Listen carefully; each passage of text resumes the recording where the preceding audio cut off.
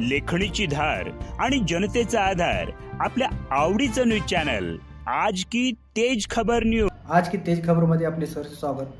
चला तर पाहूया आजच्या ठळक घडामोडी.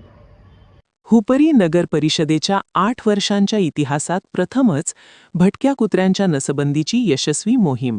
441 कुत्र्यांचे लसीकरण पूर्ण.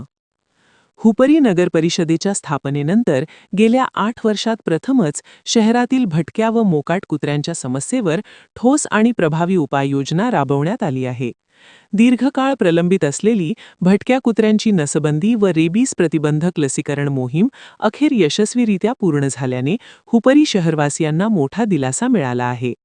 छत्रपती ग्रुपचे संस्थापक अध्यक्ष श्री प्रमोद दादा पाटील यांच्या मार्गदर्शनाखाली तसेच महाराष्ट्र राज्य संपर्क प्रमुख हातकणंगले लोकसभा श्री सौरभ किरण खोद यांच्या सातत्यपूर्ण पाठपुराव्यामुळे ही मोहीम प्रत्यक्षात उतरली. यापूर्वी नगरपरिषदेला 2 वेळा लेखी निवेदन देण्यात आले होते, मात्र स्थानिक पातळीवर अपेक्षित हालचाल न झाल्याने श्री सौरभ खोद यांनी थेट जिल्हाधिकारी व पालकमंत्र्यांकडे पत्राद्वारे दाद मागितली. वरिष्ठ स्तरावरून हस्तक्षेप झाल्यानंतर अखेर प्रशासनाने या मोहिमेला गती दिली.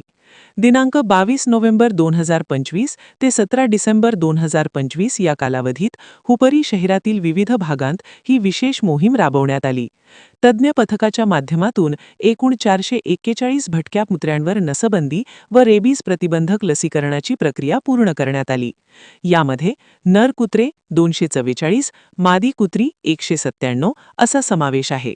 नगर परिषद अस्तित्वात आल्यापासून आजवर असा उपक्रम कधीही राबवण्यात आला नव्हता.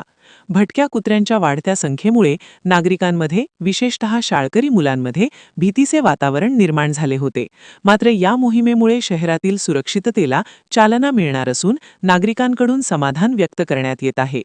शहरातील मूलभूत प्रश्नांसाठी भविष्यातही अशाच प्रकारे लढा आणि कायदेशीर पाठपुरावा सुरूच राहील, असा विश्वास यावेळी श्री सौरभ खोत तसेच छत्रपती ग्रुपच्या सर्व पदाधिकाऱ्यांनी व्यक्त केला आहे.